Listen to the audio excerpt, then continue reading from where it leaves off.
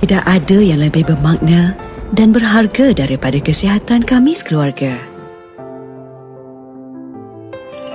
Oleh itu, kami sentiasa mengamalkan minyak habatus sauda bersama madu. Titisan khasiat anugerah semula jadinya cukup membuatkan kami senyum bahagia. Minyak habatus sauda dan madu Kyrgyzstan keluaran Olive House. Pilihan keluarga kami.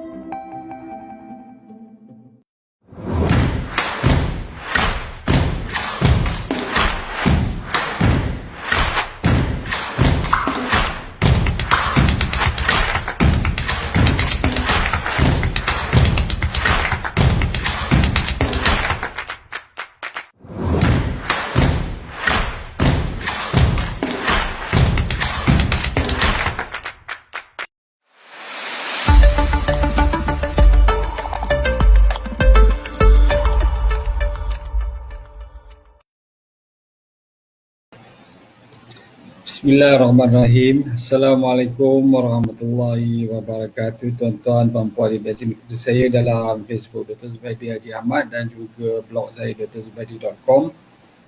Hari ini saya bersiaran lagi untuk berkongsi pengalaman dan juga pengetahuan saya sepanjang 25 tahun menjadi pengamal perubatan am.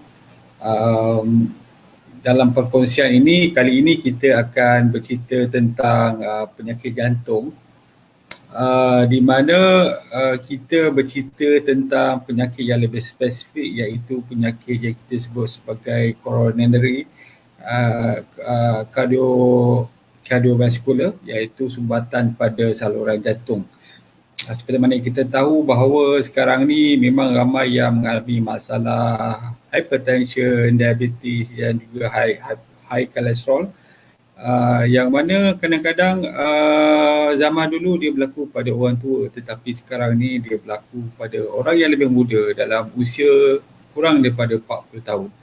Jadi selalunya selepas 5 hingga 10 tahun ataupun mungkin 10 hingga 15 tahun, maka terjadilah komplikasi, iaitu sama ada serangan sakit jantung, kardiovaskular ataupun stroke yang kita menamakan cerebrovascular, ataupun mungkin masalah kegagalan ginjal. Jadi itulah yang menyebabkan kita hari ini nak berkongsilah sikit bagaimana memahami cara untuk mengatasi ataupun mengelakkannya. Sebab sebelum ni kita biasa dengan adalah ubat-ubatan yang diberikan oleh doktor di hospital dan di klinik. Jadi teruskan, tetapi dalam pada masa sama juga kita hendak melihat pada posisi yang berbeza. Bagaimana kita dapat mengurangkan serangan sakit jantung sebagai contoh ataupun serangan stroke dalam kita mengurangkan dengan pendekatan mengurangkan keradangan ataupun inflammation dalam tubuh. Jadi kepada rakan-rakan yang bersama saya hari ini seramai lebih kurang 81 orang, terima kasih. Terutamanya pada Puan Sarina, Khairuddin, Assalamualaikum, Waalaikumsalam, Azman Syukur, Hazniza, Muhammad Razif, Muhammad Syarif, Waalaikumsalam, Mas Jan Mahmud, Khaliza Johari, Muhammad Kamrul Zaman, Zahara, Fazil, Sartinah, Yuno. Waalaikumsalam semua. Semoga dengan perkongsian ini kita mendapat sikit manfaat, menambahkan ilmu dan juga kita dapat kongsikan kepada rakan-rakan kita yang mungkin mengalami masalah diabetes, hypertension, kolesterol dan sebagainya. Jadi sebelum itu kita bercerita dulu tentang apa yang dikatakan sebagai inflammation. Inflammation ni dalam bahasa Inggeris, di dalam bahasa Melayu kita sebut sebagai keradangan. Apa maksud keradangan? Keradangan ni adalah salah satu daripada tindak balas tubuh apabila terdapatnya jangkitan kuman ataupun terdapatnya kecederaan pada tubuh. Sebagai contoh, kita berjalan tiba-tiba kita terpelecok. Bila kita terpelecok tu, pergelangan kaki kita selalunya dia akan terlipat dan menyebabkan rasa sakit. Yang ini kita tak cakap pasal patah lagi. Kita cakap sebagai orang cakap tu terpelecok, yang mana sendi pergelangan kaki tu dia overstretch ataupun dia membengkok, dia membengkok melebihi daripada limit dia. Ini sama ada boleh menyebabkan kecederaan atau koyak ligamen, tendon di situ. Tetapi yang biasanya pun yang tidak melibatkan Kecerahan yang teruk pun dia akan menyebabkan bengkak, sakit. Mungkin kalau kita pegang dia rasa panas sedikit. Ini adalah tanda-tanda keradangan atau inflammation. Maksud dia ada sakit, ada warna merah, bila kita pegang dia ada panas sikit dan juga dia tidak dapat melakukan fungsinya dengan baik, iaitu dia tidak boleh dibengkokkan. Bagi keadaan di mana keadaan yang akut ataupun keadaan yang berlaku serta-merta dan dia selalunya akan berlangsung dalam masa yang sekejap saja. Mungkin apabila kita berikan ubat, kita mungkin ada setengah tu nak berurut, ada setengah tu nak merehatkan dan sebagainya. Keradangan ini akan berakhir, keadaan ini akan perlahan, dia akan menyusut, lepas tu kita dah tak rasa apa lagi. Yang ini dia disebutkan sebagai, keadaan ini disebutkan sebagai acute inflammation. Acute inflammation di mana dah tak ada lagi lah keradangan tu. Tetapi walaupun ada juga keadaan di mana keradangan yang berterusan. Yang keadaan yang berterusan ni yang kita panggil chronic inflammation. Yang mana tahapnya selalunya adalah rendah. Bila tahapnya rendah, berpanjangan, ini yang menyebabkan kadang-kadang kita tak berasa. Kita tak berasa sangat. Kita rasa macam letih, sendi sakit, tubuh sakit, rasa macam nak demam, rasa macam tak sihat, rasa macam kita tak bermaya untuk melakukan pekerjaan kita, rasa macam malas. Apabila membuat pemeriksaan, contoh doktor kata tak ada masalah apa pun, mungkin kita ada masalah diabetes kita yang lama, mungkin kontrol dengan baik, hypertension kita kontrol dengan baik, kolesterol pun okey dengan ubat yang kita makan dan sebagainya. Tetapi itulah yang sebenarnya disebut sebagai chronic inflammation, yang mana tahap keradangan itu rendah tetapi berpanjangan sehingga berpuluh-puluh tahun, 10 tahun, 15 tahun dan akhirnya kita boleh menyebabkan penyakit-penyakit yang lebih teruk. Apakah punca keradangan yang kronik ini? Antaranya ialah sebab faktor environment atau faktor genetik. Maksudnya setengah orang tu lebih mudah mendapat keradangan berbanding dengan orang lain. Itu yang pertama. Yang kedua ialah faktor environment. Maksudnya environment tu maksud dia mungkin dari segi pemakanan kita makan makanan yang tidak berkhasiat, yang tidak sihat. Yang ini kita akan bincangkan di hujung perkongsian ini. Ataupun kita dapat pencemaran udara, pencemaran air yang kita minum. Ataupun mungkin kita mendapat dari pencemaran radioaktif, terutamanya mereka yang bekerja di kawasan yang berisiko, sebagai contoh di hospital, di bahagian X-ray department. Radiation ni kadang-kadang memanglah dia punya tahapnya rendah dan selamat, tetapi kalau dia berulang-ulang, sudah tentu dia akan memberikan kesan juga pada tubuh kita. Dan bergantung pada tubuh, ada orang okey, ada orang dia terus menghadapi penyakit. Begitu juga kita panggil cosmic radiation, orang yang selalu pergi sebagai contoh menaiki kapal terbang untuk pergi perjalanan yang jauh yang melebihi 4 jam. Kalau sesekali tak apa, tetapi sebagai contoh pramugari ke atau pramugara, yang itu yang kadang kita minta dia membuat pemeriksaan berkala. Disebabkan oleh cosmic radiation ni dia rendah sebenarnya, tetapi kalau setengah orang tu dia boleh menyebabkan penyakit. Yang kita nak sebut tu masalah genetik dia tu. Genetik dia dah ada satu, environment ada satu lagi dan menyebabkan masalah ini. Jadi antara yang paling yang kita risau, yang mana kita boleh ubah adalah pemakanan kita, cara pemakanan kita. Sebab pemakanan kita hari ini sudah berbeza daripada pemakanan yang boleh katakan 50 tahun yang lepas, 60 tahun yang lepas. Sebagai contoh 50 tahun yang lepas, masa saya kecil dulu saya tak pernah nampak pun KFC. Bila saya dah masuk universiti, umur saya 20-an, 30 tahun pun kita nampak sebagai contohnya restoran-restoran seperti ini mula berkembang. Saya belajar di UKM tahun 1991, 91, masa tu pun di Kajang hanya satu je KFC dulu kan. Masuk, bila nak masuk pun kita dah macam orang kampung masuk bandar kan. Kita nak makan sebab tu pada masa tu kena pakai garpu dan sudu. Jadi dan kita pergi masa tu dihidangkan, kita order, lepas tu dia hidangkan, ada sudu dan garpu. Ya, saya ingatlah. Jadi masa pergi bersama dengan teman, girlfriend kan. Sebab tu kita anggap bahawa tempat yang istimewa. Tetapi sekarang ni dia dah berbeza. Dia dah setiap bandar besar dah ada restoran-restoran segera begini. Bukannya tak bagus, tetapi jika kita mengamalkannya selalu, ialah dengan air yang manis, dengan refined karbohidrat, dengan makanan bergoreng di dalamnya, kalau kita makan sebagai contoh setiap hari, berkemungkinan besar dia akan menjejaskan kesihatan kita. Jadi inilah yang dikatakan sebagai chronic inflammation, acute inflammation. Acute inflammation bagus sebab dia adalah proses penyembuhan.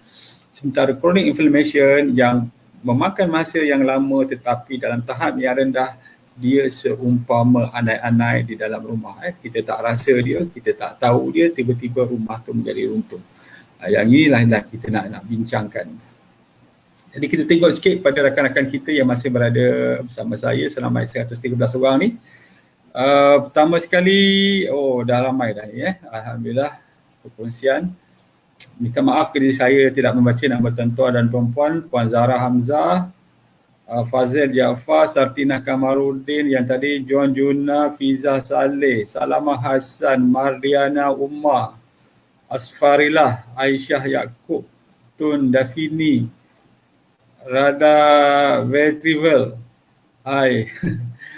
Apa khabar? Yatiyat, Yatiyat, Nurul Amira Maria, Samsyul Sam, Ida Ayuni, Rashid Ahmad, Nuraini Saibani, Villa Castle, Waalaikumsalam, Pena Muslimah, Aslina Kasim, Cik Samsiah Latih, dan juga ni dari Muhammad Razif ni, dia bertanya, nak tanya doktor, jika dah 20 tahun lebih darah tinggi dan juga gout dan kolesterol, yang sesuai produk Olive House mana betul-betul dapat membantu hindari risiko, macam mana nak tinggalkan ubat hospital sejak tahun 97 dah makan, dah ganti produk Olive House. Secara ringkasnya beginilah. Saya sebenarnya pun tak mencadangkan supaya pesakit kita ni yang ada penyakit kronik untuk terus meninggalkan ubat-ubatan yang ada. Kerana itu adalah satu yang berbahaya apabila gula kita tinggi, tekanan darah kita tinggi, tahap kolesterol kita tinggi. Sebagai contoh, kita nak berhenti ubat, kita makan suplemen, kita makan produk kesihatan yang mana pula tu banyak gula, banyak preservatif dan sebagainya. Kadang-kadang dia tidak memberi sebarang manfaat. Cuma apabila kita mengamalkan makanan-makanan, kita, sebab tu dalam penjagaan kesihatan ni saya menggariskan ada 7 perkara yang perlu kita buat untuk kita sihat. Sama ada kita nak mengelakkan penyakit atau kita nak merawat penyakit yang kita ada, yang metabolik lah terutamanya. Antaranya ialah pertama sekali ialah kita banyakkan berpuasa ataupun kita buat diet intermittent fasting, yang mana telah dibuktikan secara saintifik bahawa apabila orang yang mengurangkan atau menjarakkan pemakanan mereka, terutamanya 16 jam, yang ini telah dibuktikan oleh kajian oleh Profesor Profesor daripada Jepun tu, Osori Osumi, minta maaf, pada tahun 2016 kalau tak salah saya, di mana mengatakan bahawa kalau kita berpuasa, dia akan menyebabkan tubuh kita akan menjalani proses autofagi, yang mana dia akan mengitas mulakan bahan-bahan ataupun organel-organel yang rosak dalam tubuh kita untuk dijadikan sebagai organel-organel yang baru. Yang ini sebenarnya bagus. Sebab tu saya selalu mencadangkan bahawa kalau kita ada masalah kesihatan metabolik, terutamanya banyakkan berpuasa, buat diet intermittent fasting. Kalau tak boleh buat 16 jam, 8 jam, tak boleh 8 jam, sekurang-kurangnya 12 jam tak boleh buat 8 jam. Jadi ini sebenarnya akan membantu. Banyakkan minum air, belajar daripada guru-guru atau trainer-trainer dari intermittent fasting, insyaAllah kita akan mendapatkan manfaatnya. Itu yang pertama. Yang kedua, pemilihan makanan yang bernutrisi. Jadi dalam pemakanan kita ni, kalau kita nak sihat, kita ibarat kita ada kolam yang kotor, ada benda yang perlu kita pantangkan. Tubuh kita ni ibarat kolam yang kotor. Jadi air yang kotor tu masuk tu kita kena tahan, yang ini kita pergi pantang. Lepas tu toksin-toksin yang berada dalam tubuh kita ni kita buang dan juga kita tambahkan benda yang baru. Jadi maksudnya ada makanan yang kita pantang, ada makanan yang kita makan untuk membuang. Sebagai contoh, minum air yang banyak, makan banyak fiber daripada sayuran buah-buahan, untuk mudah kita membuang besar, membuang air kecil, kemudian kita menukar atau menambahnya dengan makanan-makanan yang berkhasiat, insya-Allah dia akan bantu kita. Ya, selain daripada itu, kena membuat physical activity. Macam mana saya kongsikan setiap hari dalam Facebook saya, iaitu banyak berjalan. Satu aktiviti fizikal yang mudah. Kalau yang boleh berlari, berlarilah. Yang mana boleh bermain, bermainlah, bermain futsal, bermain bola dan sebagainya. Tetapi bagi orang yang berusia 50 tahun ke atas ni, saya mencadangkan banyakkan berjalan. Brisk walking adalah salah satu daripadanya.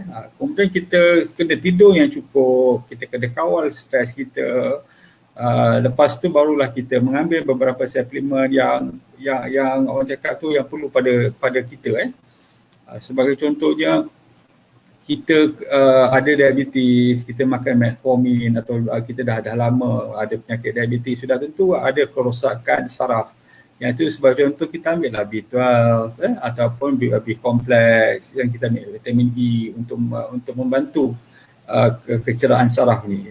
Jadi bagi mereka yang ada penyakit, saya tak mencadangkan berhenti terus ubat, tetapi dengan pengamalan ni memang saya percaya saya dah tengok ramai orang, dah beratus-ratus orang dapat mengurangkan dos ubat yang dimakan. Mungkin contoh dia sekarang makan katakan 40 mg. Bila dah amalkan itu, dia tengok tekanan darah dah bagi cantik, gula dah bagi cantik dan sebagainya, tu kurangkan dos lagi, 20 mg. Tengok dah semakin cantik, kurangkan lagi. Mungkin ada orang tu dapat kurangkan dos, ada setengah tu dapat mengurangkan pengambilan ubat. Dulu ambil 4 jenis ubat, sekarang dah ambil 1 ubat saja. Sebagai contoh, itu pun dah cukup bagus dah.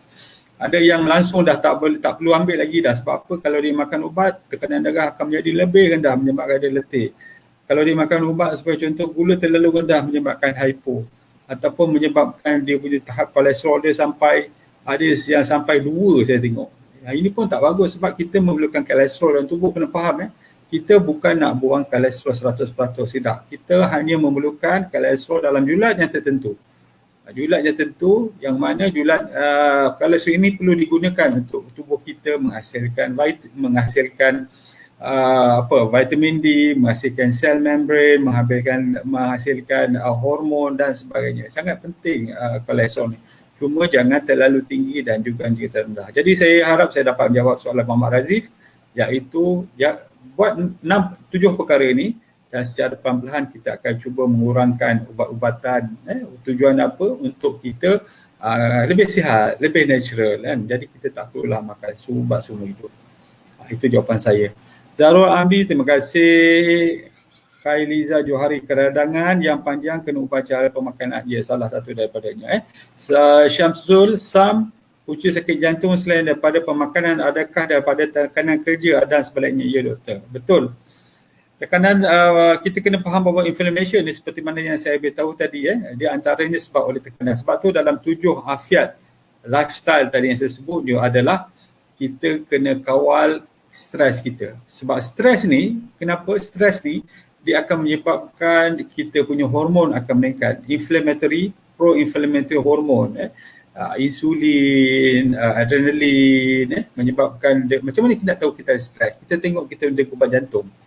Kalau lebih daripada 100 tu baru kemungkinan besar kita stres. Kalau kita tak ada penyakit thyroid, hyperthyroidism, kita tengok 100. Ataupun dalam tidur pun kita selalu termimpi, tengigau, selalu tersedar. Lepas tu susah balik nak tidur kita tak berkualiti. Itu menunjukkan bahawa kita mengalami stres. Ataupun kita mudah sentap. Perkara-perkara yang kecil, perkara-perkara yang selalunya kita menganggap itu sebagai perkara yang jenaka kan. Tetapi hari ini kita sentap sangat. Sebagai contohlah, balik pergi kerja tiba-tiba seorang kawan tegur kita kan, cantik tudung kau warna merah. Kita tiba-tiba nak sentap pula, kita terasa sepatutnya kita dihina pula. Habis kau nak belikan aku tudung biru. Kita dah start dah nak marah sebagai contoh kan. Itu tanda-tanda kita dah stres. Dan of course, stres ni bukan saja menyebabkan penyakit kardiovaskular, cerebrovaskular, tetapi dia juga boleh menyebabkan beberapa jenis kanser. Terutamanya yang saya perhatikan dan pembacaan saya di jurnal adalah kanser payudara. Sebab tu wanita sekarang ni yang mana stres, yang mana bekerja di tempat kerja, balik rumah terpaksa membuat kerja lagi, tak cukup rehat dan sebagainya. Ada anak kecil, tidur hanya mungkin 4 jam, 2 jam, 4 jam kan, tak cukup tidur. Yang inilah saya bimbang kadang-kadang itu yang akan mencetuskan tu masalah-masalah penyakit termasuklah kanser payudara. Jadi kena berhati-hati. Okey, Madeline Thomas, salam doktor. Ya, Waalaikumsalam. Radazin Zul Super, Assalamualaikum doktor. Saya mengidap darah tinggi 4 bulan yang lepas, buah pinggang 50%. Maksud dia apa tu? Fungsi buah pinggang ke? Mungkin kot fungsi buah pinggang 50%. Jadi fungsi buah pinggang tu kita ada beberapa staging lah. Stage 1 sampai stage 5 tu. Bergantung kepada GFR, estimation GFR. Bolehkah darah tinggi saya turun dengan amalkan olive oil?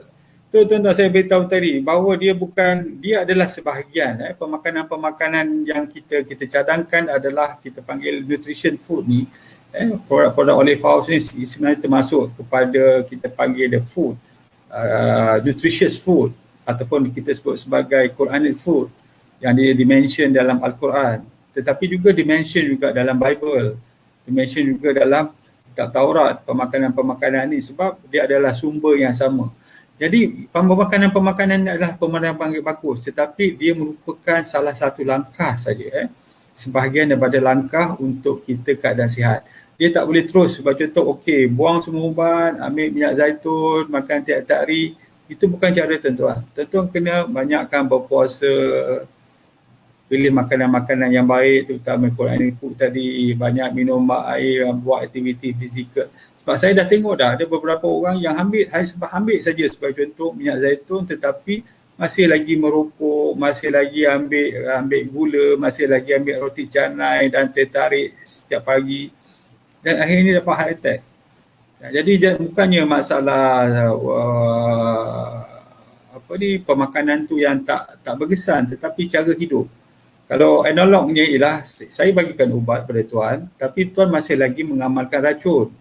Jadi macam mana ubat saya nak berkesan kalau tuan lagi masih mengamalkan racun? Sebab tu kita kena lakukan step ni. Sebab tu saya selalu ajar pada rakan-rakan saya, pesakit saya dalam Facebook, di dalam grup WhatsApp kita, supaya kita faham, ubah cara hidup. Dulu tak pernah bersenam, sekarang cuba melakukan contoh brisk walking ataupun mungkin berjalan ataupun just berlari di setempat. Itu sebenarnya membantu sebenarnya. Begitu juga dengan pemakanan. Jadi kena fahamlah, ubat-ubat tu membantu, tetapi dia adalah sebahagian. Dia berbeza dengan ubat-ubatan di hospital. Ubat-ubatan di hospital adalah lebih agresif, lebih spesifik. Maksudnya kita makan tu dalam masa 2-3 hari mungkin dah nampak kesan. Tapi macam mana saya beritahu, setiap ubat sintetik tu dia ada kesan sampingan, sebab tu kita cuba nak mengurangkan. Bukan kita nak berhentikan, tetapi kita nak kurangkan. Harapan kita apabila kita menukar cara hidup kita, ubat-ubatan tu dapat dikurangkan dan mungkin diberhentikan. Sarimah Razali, Rachel, Ajilid bin, Norliza, Sohana, Sisrus, Asfarilah, Aisyah Yaakob, doktor saya ada rheumatoid arthritis, ini kerana inflammation ke? Ya. Apa yang belakang tu ada tis tu, itu sebenarnya lah inflammation, arthritis lagi apa. Itulah antara contohnya arthritis, maksud bekakkan kepada sendi dia, arthritis, maksud bekak kepada sendi. Punca dia apa? Rheumatoid ni apa?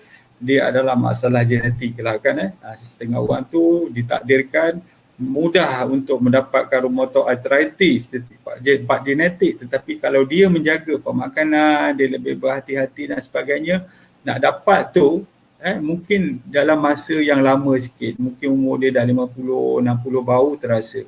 Bagi mereka yang mungkin kita tak tahu apa yang penjagaan pemakanan yang mana yang bagus dan sebagainya, memang selalunya umur kadang-kadang umur 20 dah terasa benda tu. Sebab tu kita nak ajarkan apa yang disebut sebagai anti-inflammatory diet dan juga pro-inflammatory diet sebentar nanti ya. Arti Talib, Radia, ni Kak Ayah. Waalaikumsalam Kak Ayah. Hasnah Kasim, Waalaikumsalam. Juna Abdullah, chronic lower back pain. Kenapa sakit berpanjangan? Adakah juga keradangan? Kalau sakit disebabkan oleh otot tu selalunya disebabkan oleh masalah kita ni tak stretchkan otot kita. Sebab tu kadang-kadang dalam bersenam ni ada beberapa senaman yang kita kena faham. Pertama sekali kita ada kardio ataupun aerobik, yang itu dia akan membakar lemak. Kita buat tu sehingga kita sampai tak boleh nak bernafas, kita macam tercungap-cungap. Yang itu disebut sebagai kardio ataupun aerobik. Yang kedua adalah senaman yang kita panggil angkat berat. Yang angkat berat ni dia akan membina tone atau membina otot-otot dalam tubuh kita. Kalau kepada kita nak sadur, selalunya kita angkat berat lah. Jangan pula kita berlari, sebab kita berlari ni dia adalah aerobik, dia akan menurunkan berat badan. Tetapi kalau kita angkat berat, dia menambahkan berat badan, penambahan daripada otot. Itu yang kita faham. Yang ketiga adalah senaman yang kita panggil regangan, stretching. Ini sebagai contoh yoga, dan juga ada satu lagi senaman kita panggil senaman Melayu tua. Yang ni tuan-tuan boleh tengok dalam YouTube macam mana dia buat.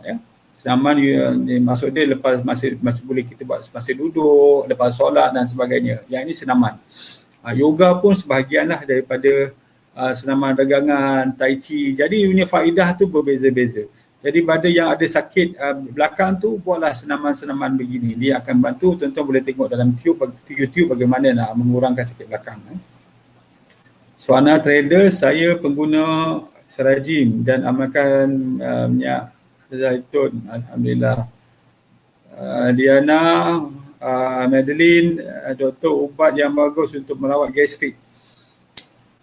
Ubat yang kalau nak tanya ubat ni kena buat pemeriksaan doktor lah, doktor akan bagi ubat. Tetapi saya nak mencadangkan tuan-tuan ambil minyak zaitun.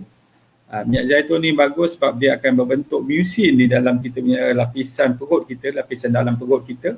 Dia akan membantu untuk mencegah asid untuk kontak dengan lapisan dalam, lapisan perut kita tu. Jadi dia agak satu sebagai cakap tu protective barrier. Kerana bila kita ada gastrik, selalunya kita akan ambil jealousy, kita ambil antacid kan untuk mengurangkan keasitan pH keasitan dalam perut kita. Tetapi kalau kita ambil minyak zaitun sebagai contoh, dia akan menolong membentuk kita panggil protective barrier di situ. Jadi asid terutama apabila kita makan ni, dia akan tidak kontak dengan lapisan perut, dia akan membantu kita lah bagi orang yang ada gastrik, GERD dan sebagainya. Okey, Haslina, terima kasih. Yatiyat untuk range untuk range 50 umur 50 hingga 60 tahun, wanita berapa bacaan kolesterol? Bacaan kolesterol sama aja, bacaan kolesterol yang maksimum adalah 5 itu total kolesterol. Sebab tu kalau kita nak buat pemeriksaan tu, kita kena buat semua sekali. Total kolesterol, triglyceride, LDL, HDL. Dari situ barulah kita dapat tengok ratio total kolesterol dan HDL. Dari situlah kita tahu risiko sama ada dia boleh dapat serangan sakit jantung tak dalam masa 5 tahun. Dia tak cukup sebab contoh kita cek dekat dia lah, mungkin ada satu pameran ke, kita cek total kolesterol melalui ujung jari tu, total kolesterol tak cukup. Dia tidak, bukanlah satu point ataupun satu indikator yang menentukan sama seorang tu perlu makan ubat ke tak.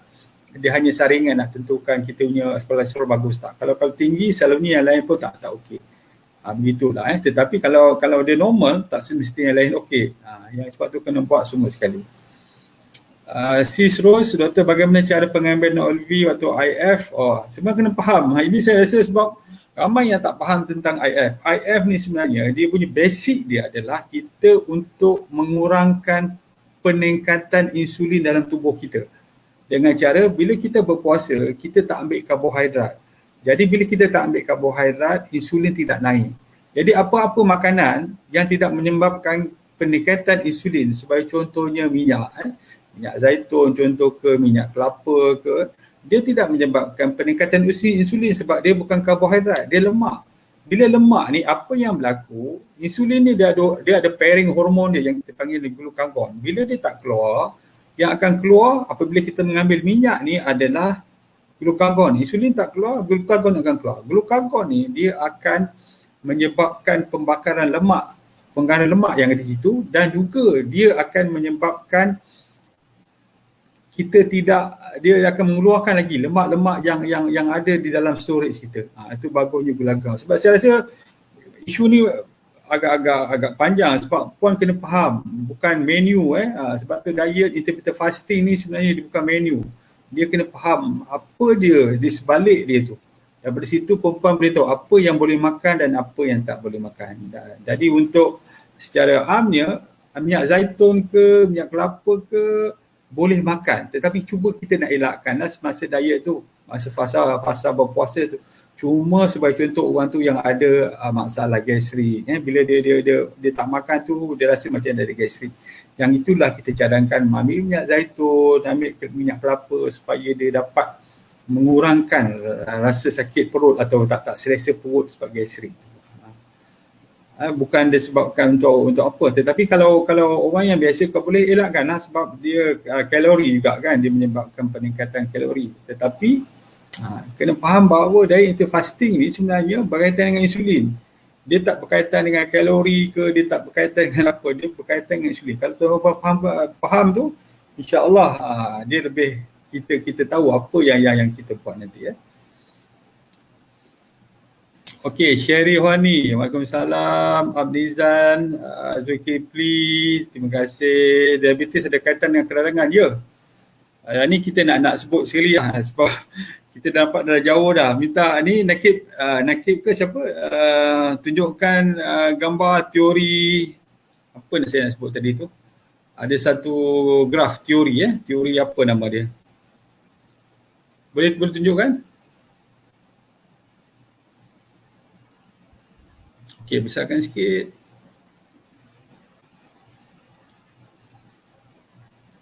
Yang ini yang terbaru, iaitu kita panggil risk factor model. Kena faham bahawa penyakit ni sama ada atherosclerosis terutama dah yang menyebabkan penyumbatan pada saluran darah. Yang ini kena faham puan-puan.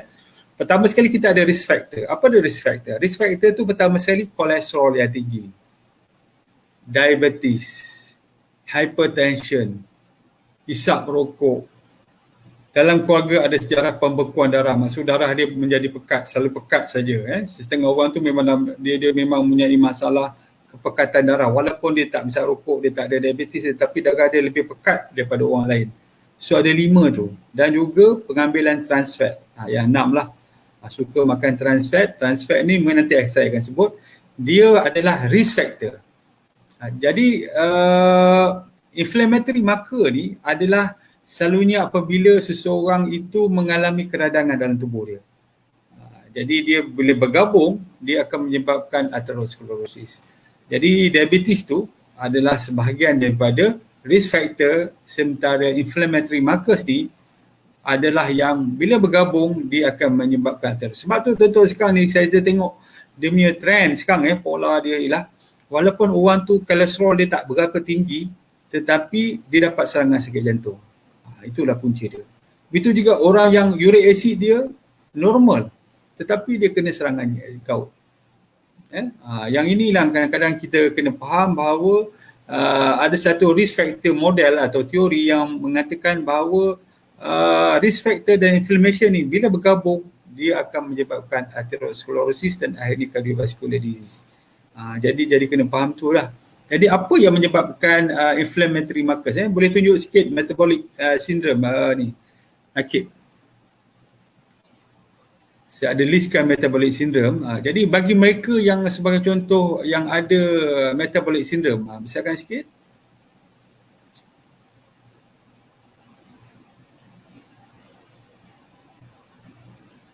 Yang ada metabolic syndrome, yang ni risk factor for inilah yang kita sebut sebagai metabolic syndrome.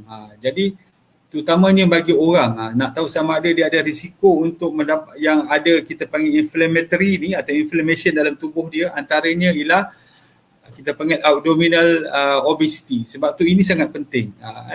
Maksud dia kegemukan terutama pada perut, abdomen dia. Yang tu dia kena ukur lah gunakan tali tape tu pada dia punya pusat dia tu.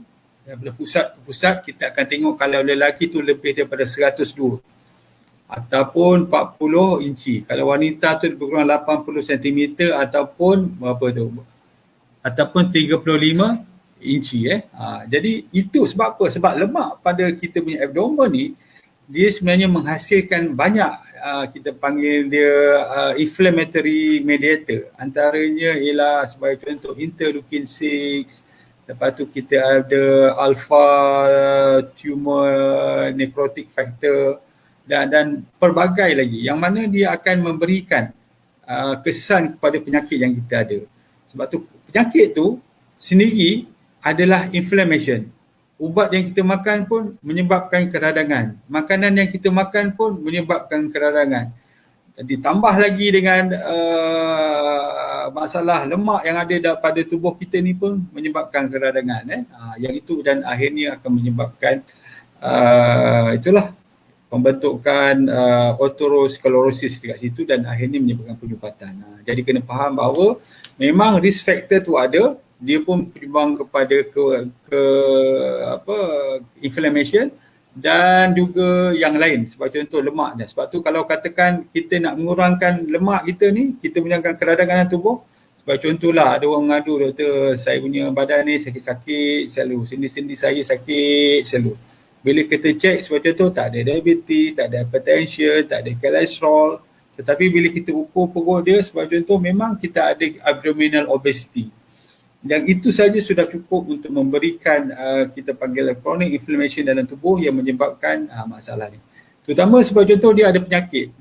Di sini dah ada diabetes. Lepas tu dia punya obesity dia memang katakan lelaki lebih daripada 102 cm. Yang inilah yang akan menyebabkan dia berganda. Dia berganda, dia punya masalah komplikasi nanti dia berganda. Chances atau peluang ataupun risiko untuk dapat serangan sakit jantung dia berganda. Serangan kebarangkalian dia, risiko dia untuk dapatkan stroke pun berganda. Apatah lagi kalau dicampur lagi dia pun diabetes, dia dia hypertension, lepas tu dia merokok, dia pun pemakanan banyak trans fat. Dan ini semua akan menyebabkan multifactorial factor yang mana dia akan menyebabkan lebih mudah dia untuk dapatkan serangan sakit jantung atau stroke pada usia yang muda. Okey. Kita tengok lagi. Yang lain yang lain ada tak gambar yang lain? Jadi bagaimana kita nak mengukur tu? Kita dah faham bahawa memang penyakit-penyakit serangan sakit jantung ni ataupun sumbatan saluran darah ni memang berkaitan dengan inflammation. Jadi macam mana kita nak mengukurnya? Kadang-kadang bawa pemeriksaan darah selalunya yang biasa, yang basic, selalunya doktor akan tengok ESR. ESR pun yang normal lebih kurang dalam 20 lah. 20 macam itu kita panggil normal. Lebih daripada tu mungkin dah ada tanda-tanda keradangan. Tetapi yang lebih spesifik lagi, dia ada satu lagi, CRP. CRP ni pun menunjukkan keradangan, tetapi CRP ni dia adalah ataupun C-reactive protein. Yang ini adalah lebih orang cakap tu lebih general, dia tak spesifik. Nak spesifik apa? Untuk jantung kita, dia ada satu lagi pemeriksaan yang kita sebut sebagai HS, highly specific CRP. Yang ini lebih untuk melihat jika ada masalah kecederaan pada jantung, terutama bagi orang yang pernah mengalami serangan sakit jantung ataupun orang yang ada risiko disebabkan oleh keradangan dalam tubuh dia dah untuk mendapatkan serangan sakit jantung. Selalunya kita akan cek HSCRP. Jika melebihi 0.3 tu dia selalunya dia ada dah semakin tinggi lah. Kalau double dan sebagainya dah lagi dia akan menyebabkan masalah ini. Jadi kalau contoh orang tu ada diabetes, hypertension, lepas tu ada kolesterol yang tinggi, lepas tu dia merokok, lepas tu makan trans fat, lepas tu dia ada lagi dalam keluarga sejarah kepekatan darah tu. Saya ingat HSCRP ni membantu menentukan sama ada seseorang itu perlu melakukan sesuatu secara drastik atau tak. Okey, kita seterusnya melihat rakan-rakan yang ada. Siapa lagi Zulkifli Hashim, Hamnizan, terima kasih. Zurayati, Hassan, Yati Yat, terima kasih berkongsi. Liza, Gafar, ini followers yang biasa begitu saya ni, terima kasih kerana selalu bersama saya. Zul, superb, saya berpuasa namun tekanan darah saya tinggi tapi saya teruskan puasa. Alhamdulillah, bagus. Selagi dia tidak mengganggu puasa puan, tuan masih lagi rasa keadaan segar, boleh meneruskan puasa, boleh teruskan puasa. Tetapi sebagai contoh, sampai ada rasa sakit kepala, sampai tak mampu nak berpuasa, dah terlalu letih dan sebagainya, yang itu dibenarkanlah untuk kita berbuka. Tetapi dalam IF tak ada masalah. Nak buka anytime, lagipun IF ni minum air dibenarkan, tak ada masalah. Yang itu boleh teruskan. Umi Aiman, doktor, boleh ke saya gantikan aspirin dengan makanan minyak zaitun? 5 tahun dah saya makan aspirin. Boleh ke saya makan aspirin dan omega 3? Jadi aspirin ni dia memang dah antara yang pencair darah. Pencair darah, cuma aspirin ni dia punya salah satu kesan sampingan yang biasa adalah boleh menyebabkan luka pada perut. Yang sebab tu kadang-kadang bila doktor bagi aspirin, doktor bagi lagi antacid, Gelusil ke, ataupun kadang-kadang doktor bagi ranitidine untuk mengharam pengeluaran asid. Sebab dalam tu ada asid, tambah lagi asid, lagi bahayalah. Ataupun kita bagi antacid, maksud dia dalam tu berasid, kita bagikan sesuatu yang boleh mengurangkan keasidan dia, hopefully dia akan okey. Ataupun kadang doktor cakap makan selepas makan. Jadi bagi mereka yang sebagai contoh nak mengurangkan pil ni, ini kena buat pemeriksaan doktor lah, kena minta nasihat doktor, sebab saya tak tahu risiko puan untuk mendapat serangan serangan jantung ataupun stroke. Doktor yang merawat saja yang dapat membezakan. Tetapi bagi untuk orang-orang yang biasa, minyak zaitun, vitamin E pun dah dapat mencairkan darah. Jadi dia dah bagus. Kalau sebagai contoh bagi seorang yang tidak memakan aspirin, tetapi orang yang ada diabetes selalu memang dia punya darah dia lebih pekat. Jadi walaupun doktor tak bagi aspirin, dia boleh mengambil minyak zaitun juga vitamin E, dia dapat mengurangkan kepekatan darah dia. Dia bagus untuk tubuh dia. Lily, Hazliani, Jamal, Waalaikumsalam. Hazlina, Waalaikumsalam. Ifa, Pizza, Assalamualaikum doktor. Apa maksud blood inflammation ya? Sampai sekarang saya tak berapa faham walaupun ada baca few artikel mengenai blood inflammation. Yang ni saya sebut tadi lah puan. Kita ada acute inflammation, kita ada chronic inflammation, apa beza dia, apa tujuan dia. Saya dah sebut tadi. Sumi Lahamid, 7 langkah hidup afiat, Alhamdulillah dah disebutkan. Yang 6 tak dapat, 6, 7. Pertama sekali berpuasa, pemilihan makanan yang bernutrisi. Yang ketiga, minum air yang secukupnya. Yang keempat, aktiviti fizikal. Yang kelima, tidur yang secukupnya. Yang keenam, kawal stres.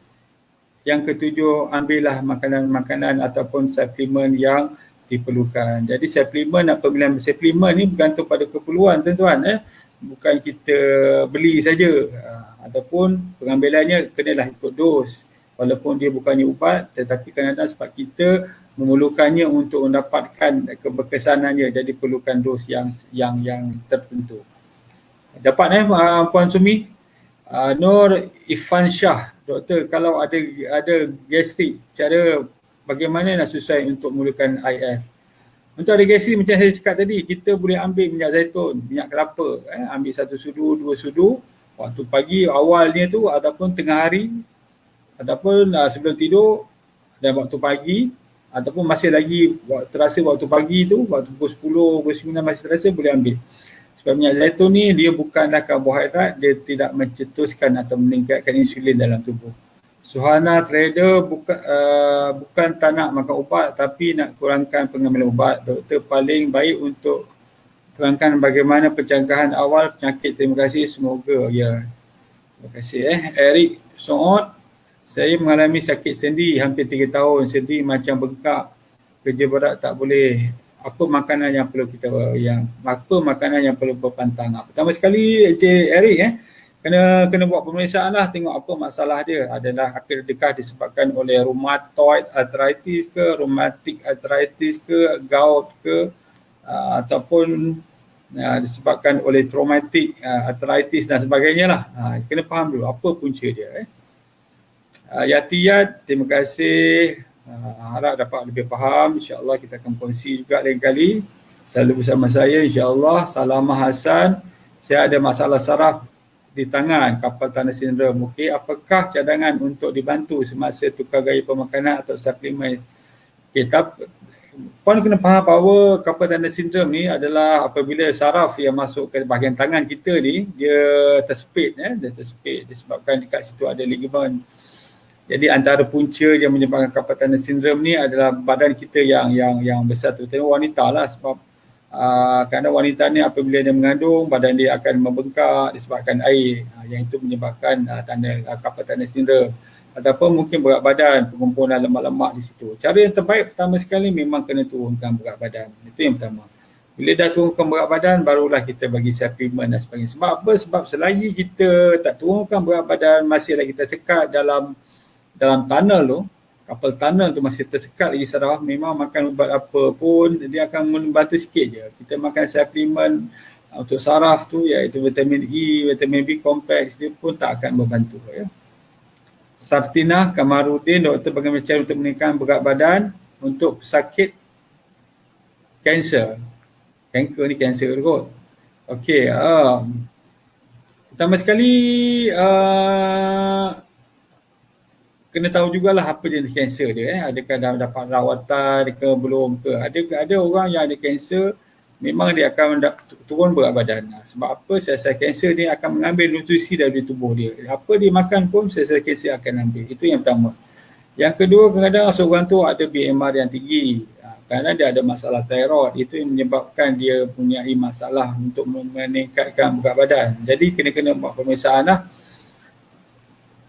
Jadi bila dah tahu masalah tu, barulah kita cadangkan pemakanan. Kalau tak, mungkin dia akan memudaratkan juga tu. Nita, terima kasih berkongsi. Nusya Wan Yusof, apakah suplemen yang sesuai untuk pesakit stroke? Penyakit stroke, doktor. Penyakit stroke ni disebabkan oleh sumbatan lah, saluran darah. Kalau serangan sakit jantung, sumbatan pada jantung, tetapi di otak kita dia ada dua, sama ada darah terlalu cair, kita panggil hemorrhagic stroke, ataupun penyumbatan darah beku di situ, kita blood clot dekat situ. Jadi yang itu kita panggil ischemic stroke, yang mana apabila block saja saluran darah, sel-sel otak tak mendapat nutrien dan oksigen. Yang ini yang kita panggil dia hampir mati, sel-sel itu kita panggil ischemic. Jadi cara dia pertama sekali kena cairkan darah lah. Kalau katakan dia ada darah beku kat situ, sebab tu kerana doktor bagi ubat cair darah untuk mengurangkan dia. Selain daripada itu, mungkin bolehlah ambil sebagai contoh minyak zaitun dan vitamin E, dia membantu untuk mengurangkan kepekatan darah apabila seorang tu mengalami stroke. Okey, kita pergi kepada makanan-makanan yang membantu kita untuk mengurangkan keradangan. Boleh kita tunjukkan sikit diet yang sesuai. Jadi saya explain je lah. Okey, food that fight inflammation. Maksudnya makanan-makanan yang kita sebut sebagai anti-inflammatory. Anti-inflammatory tu yang bahagian atas tu, yang bawah tu yang kita sebut sebagai pro-inflammatory. Jadi makanan apa yang perlu kita banyakkan? Besarkan sikit lagi boleh tak? Yang bawah tu tak nampak pun, untuk sementara tak apa dulu. Cantik. Okay, naikkan atas sikit supaya kita dapat tengok 6 tu.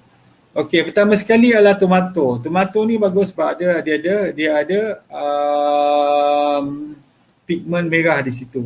Sebab tu kita kena ambil banyak sayur-sayuran atau buah-buahan yang berwarna tu. Sama ada berwarna ungu, berwarna merah, berwarna kuning, berwarna hijau dan sebagainya. Ya, tomato tu adalah salah satunya yang mempunyai warna merah tomato.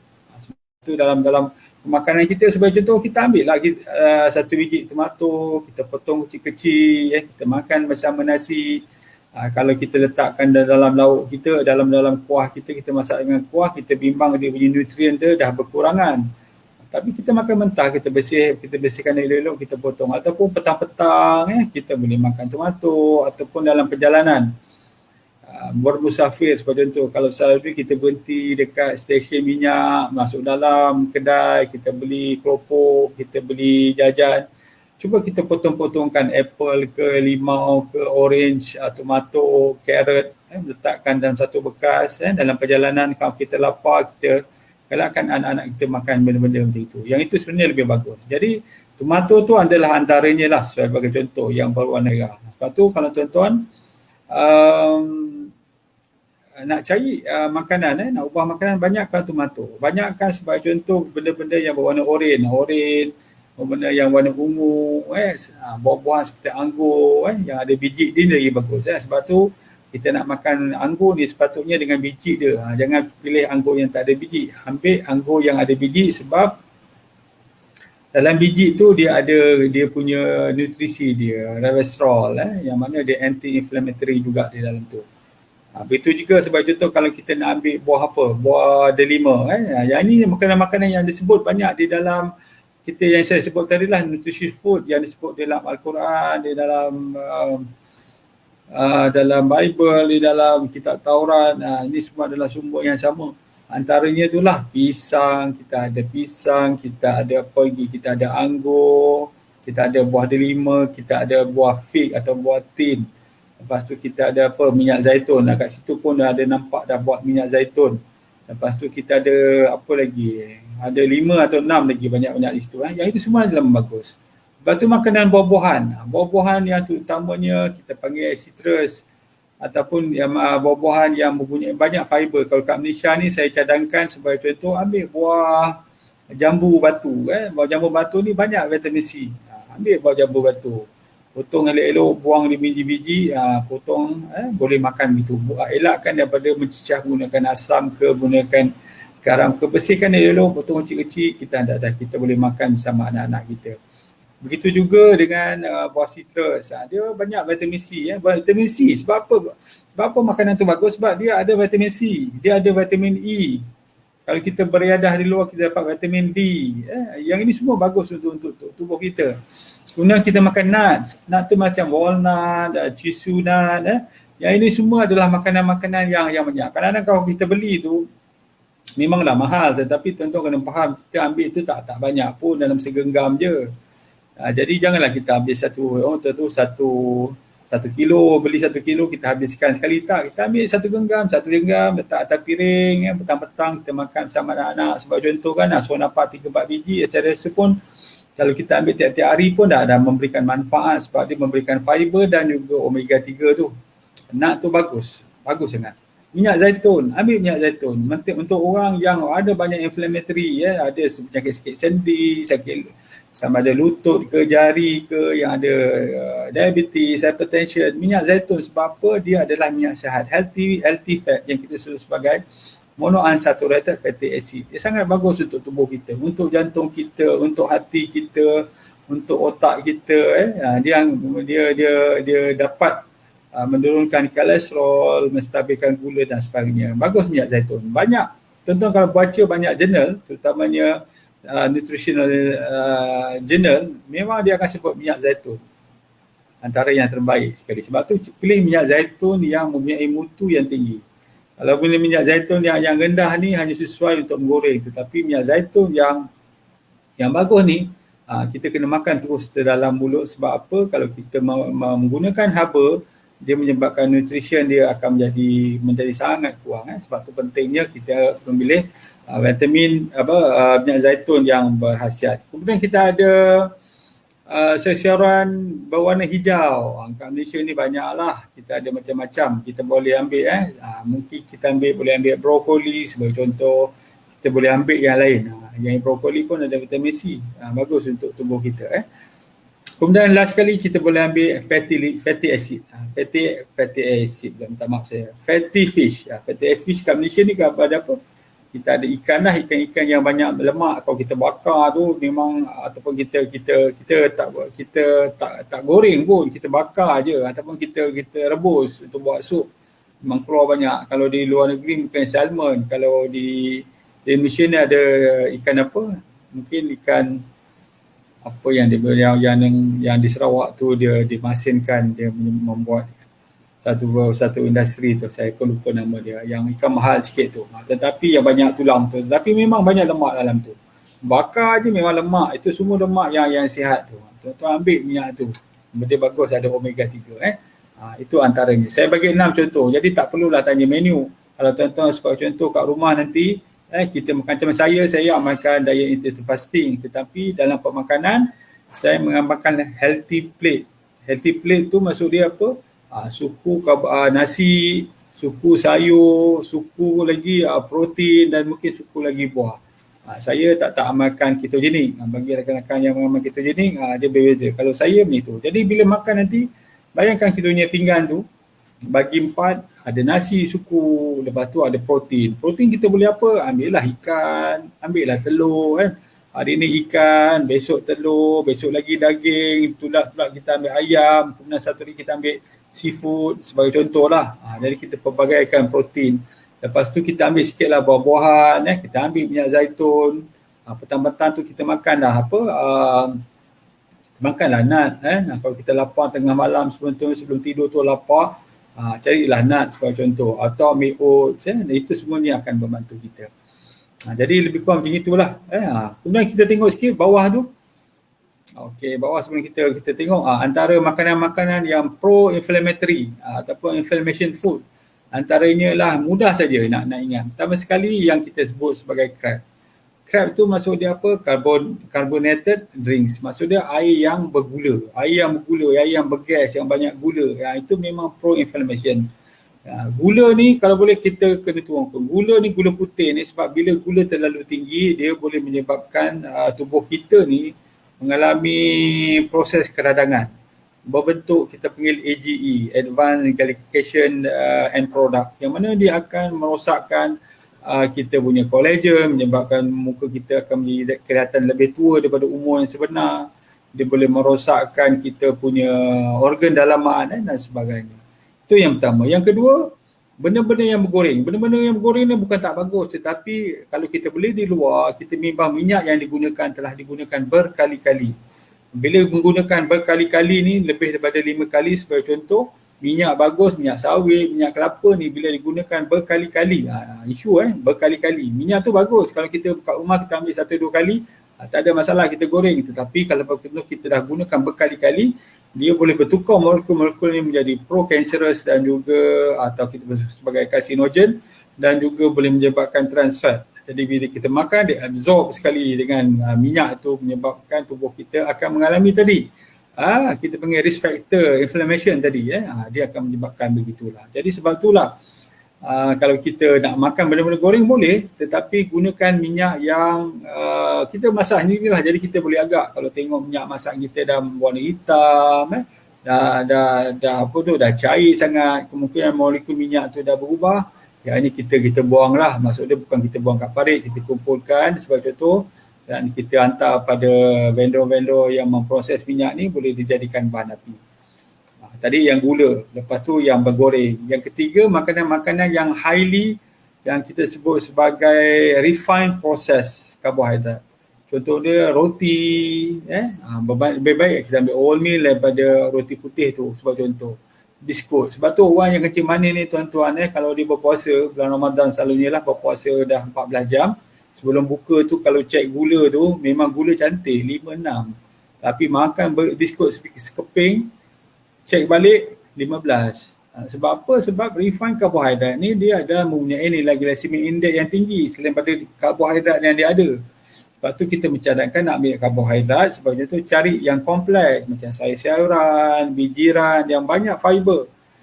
Sebab contohnya kalau kita ambil nasi kan, kita daripada nasi putih tu, beras putih tu kita ambil sebagai contoh beras perang ataupun parboiled rice yang masih lagi banyak fiber, banyak mineral di dalamnya. Walaupun bilangan kalori, bilangan karbohidratnya lebih kurang sama. Lepas tu kita apa lagi benda-benda yang boleh menyebabkan peningkatan. Kita ambil trans fat tu sendiri. Trans fat tu macam mana? Yang kita panggil dia sebagai shortening. Maksud dia apa? Dalam suhu bilik ni, minyak ni selalunya dalam bentuk cair. Tetapi dengan sengaja melalui industri chemical, kita tukar daripada cair, dia menjadi pepejal. Contoh je lah, minyak zaitun. Minyak zaitun kan dalam suhu bilik dia ada cair. Kita masuk dalam peti ais, baru dia membeku. Tetapi kita sebagai contoh minyak zaitun tu sendiri, kita tukar. Kita nak jadikan sebagai contoh margarin. Daripada cair tu, kita tukar dia jadi margarin minyak zaitun. Dia dah transfer. Jadi kalau sebagai contoh, kalau kita nak orang cakap tu dapat minyak yang healthy fat, ambil je roti cecah dengan minyak zaitun tu makan. Itu pun dah bagus. Yang ini amalan yang dilakukan sebagai contoh orang-orang di Asia Barat, di Syria sebagai contoh. Dia orang di kawasan-kawasan Mediterranean, dia orang ambil minyak zaitun tu cecah dengan roti je makan. Tak payah nak sapu-sapu jadi margarin, makan gitu je. Itu pun dah menjadi sihat, kulit mereka lebih cantik. Sebab tu dikatakan orang Mediterranean ni, sama ada yang di utara, iaitu di mana? di Spain, di Itali dan juga yang berada di selatan daripada Morocco sampai ke Turki, orang-orang dia kelihatan lebih cantik, kulit dia bertambah, orang cakap tu bertambah halus dan sebagainya berbanding contohnya orang kat US, orang kat UK sebab negara-negara sejuk. Di Mediterranean ni memang dengan ada matahari, dengan makanan yang bagus, ada minyak zaitun dan sebagainya, dia akan menjadi kelihatan lebih cantik dan juga kulit dia pun kita tengok memang cantik. Jadi kita tengok lagi sikit rakan-rakan kita yang ada dah pukul 10.20 dah ni. InsyaAllah. Syahidah Mahmud. Assalamualaikum doktor. Saya menyarankan supaya doktor saya mengambil ubat kolesterol tetapi saya ingin cuba reverse high kolesterol dengan cara alami. Apa pandangan doktor? Tengok berapa puan. Kalau puan ni punya bawah 6 tu mungkin boleh cubalah 3 bulan. Kalau katakan lebih daripada 6 tu saya cadangkan ambil ubat je lah dulu. 3 bulan. Boleh juga bisa pada yang bersama ambil minyak zaitun dan sebagainya. Tengok kalau dah turun dan semakin menurun cantik, dosnya dia dikurangkan, lepas tu mungkinlah kita boleh berhenti makan ubat apabila dah normal. Yang ni kena buat pemeriksaan. Puan-puan boleh join dalam grup WhatsApp saya, iaitu nombor 019-702-2391. InsyaAllah kita akan membincangkan banyak perkara dalam penjagaan kesihatan ni. Asfarila, kalau result darah menunjukkan protein tinggi, apa perlu kita buat doktor? Protein tinggi Protein tinggi ni selalunya banyak sebab lah. Antaranya kita tengok fungsi hati tu. Selain daripada protein tinggi tu, kita tengok fungsi hati tu bagaimana. Sebab protein ni sebenarnya di dalam hati sebenarnya. Jadi dia disimpan di situ, disintetis di situ. Jadi kita tengok fungsi-fungsi hati yang lain. Kita tak tengok protein. Contoh kita tengok albumin, globulin kan. Itulah sebahagian daripada protein, tetapi yang lebih penting sekali kita tengok yang lain tu lah. Assalamualaikum doktor, saya amalkan cuka, apple, vitamin C dan minyak zaitun, kelapa, baguskah untuk cegah inflammation? Memang bagus. Cuma jangan kena aturkan lah, ini semua makanan. Semua saya nampak tadi vitamin C, dia suplemen. Jadi elok aturkan macam mana nak makan. Dan Ibrahim, acute dan inflammation sama ke doktor? Bukan. Inflammation tu, dia ada acute inflammation dan chronic inflammation. Dia bukannya acute dan inflammation, berbeza bukan. Dia acute inflammation dengan chronic inflammation. Okay. Sumila, Puan Sumi, dah dapat? Okey, terima kasih. Salma Muhammad Ali, Waalaikumsalam. Zaharia, Waalaikumsalam. Ni, kenapa wajah doktor lain benar?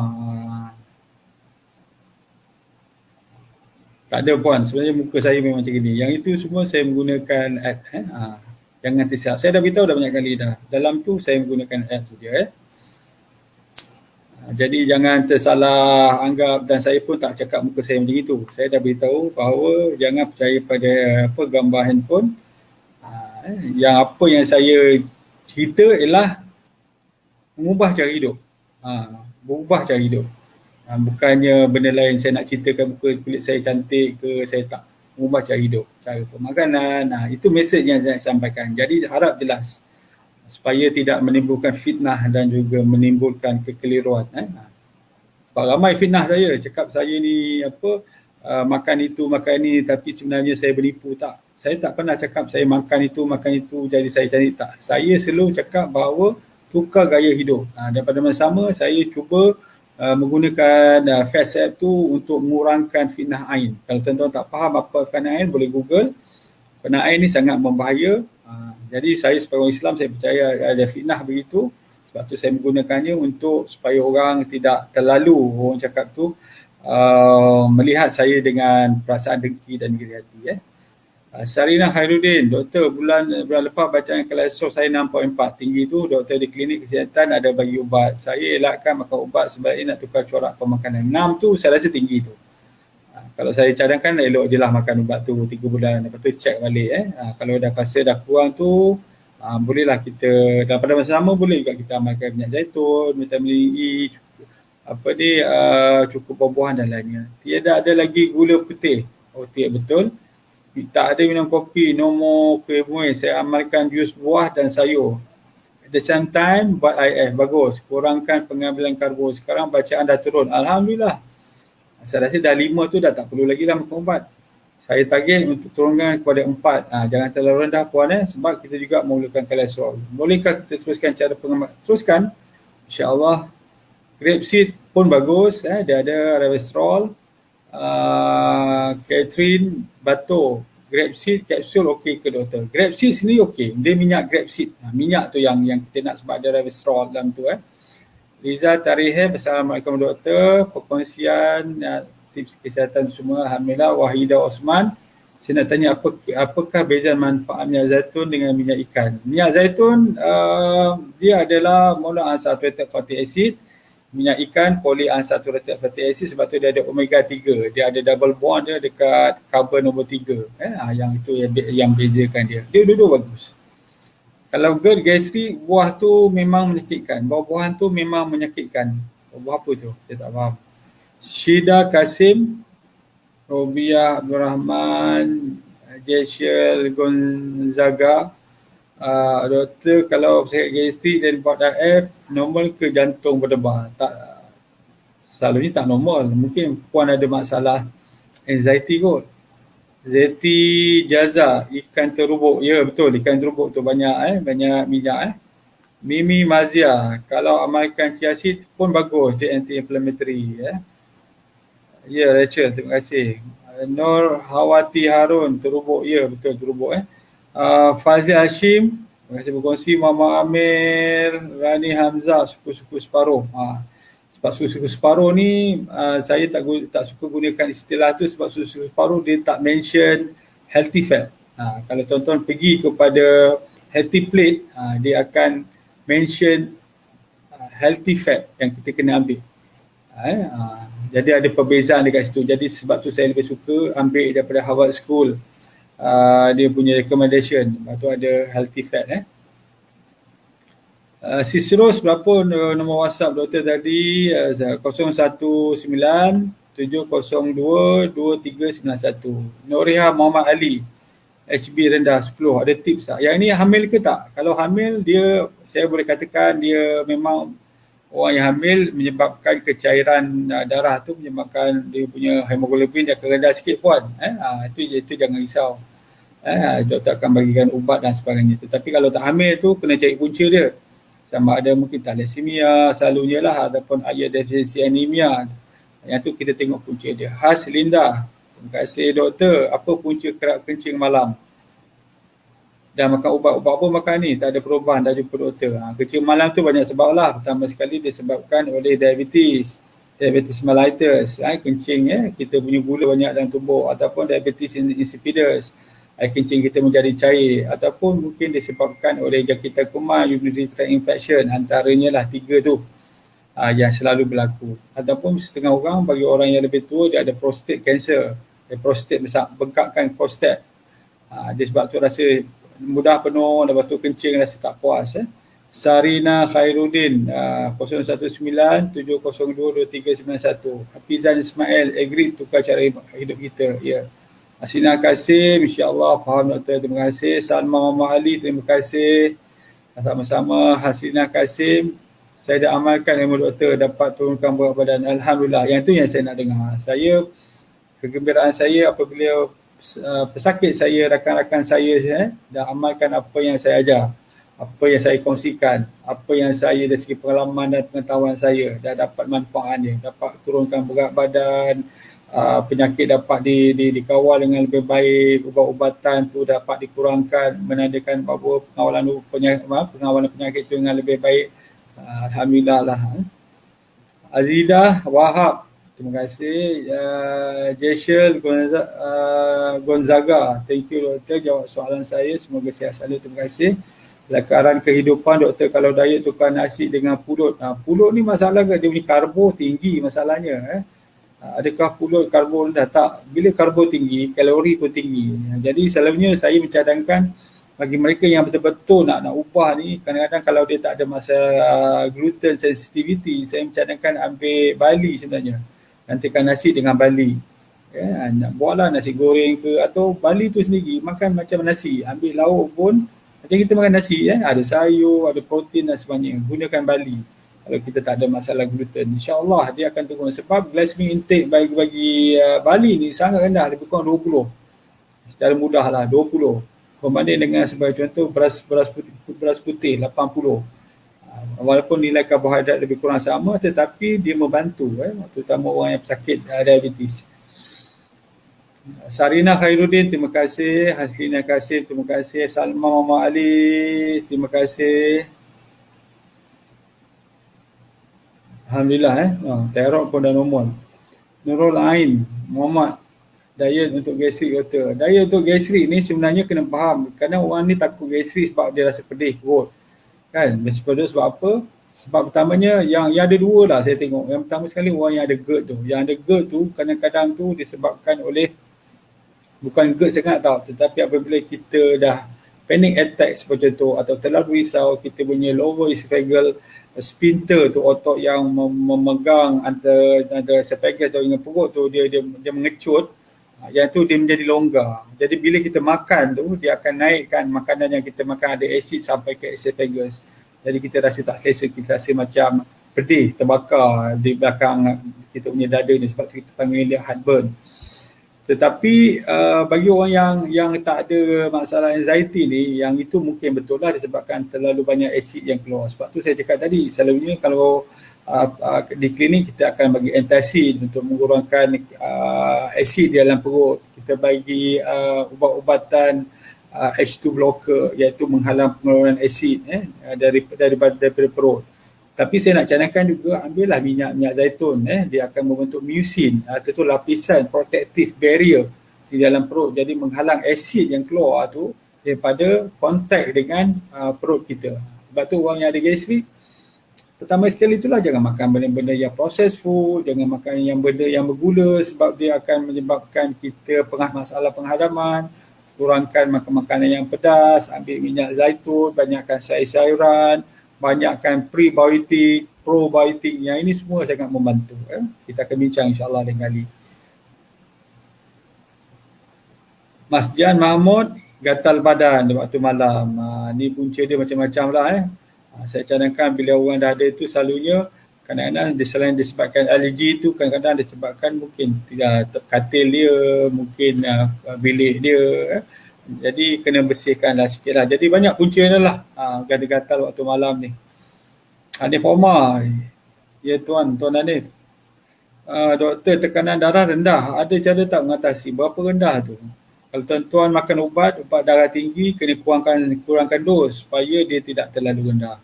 Kalau tak ada makanan darah tinggi, tak ada makan ubat darah tinggi, tengok adakah dia ada simptom tak, tanda-tanda tak. Susah bernapas, penat dan sebagainya. Kita tengok pulse dia. Jadi macam beberapa benda yang perlu kita tengoklah, sama ada simptom, pulse dia berapa, ada tak makan ubat darah tinggi.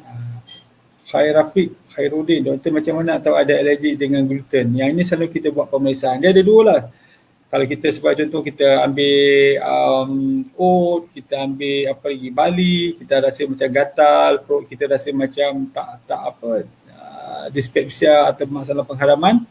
Yang ini kemungkinan ada masalah gluten. Tetapi yang nak confirm, ada pemeriksaan darah, kita tengok ada tak antibody untuk gluten. Kalau ada, itulah kita sebab supaya dia dah ada sensitivity terhadap gluten tu. Zaliha Razali, punca sakit belakang dan ulu hati dan caratan. Ini panjang puan, dan masa pun nak habis ni, saya membaca dulu.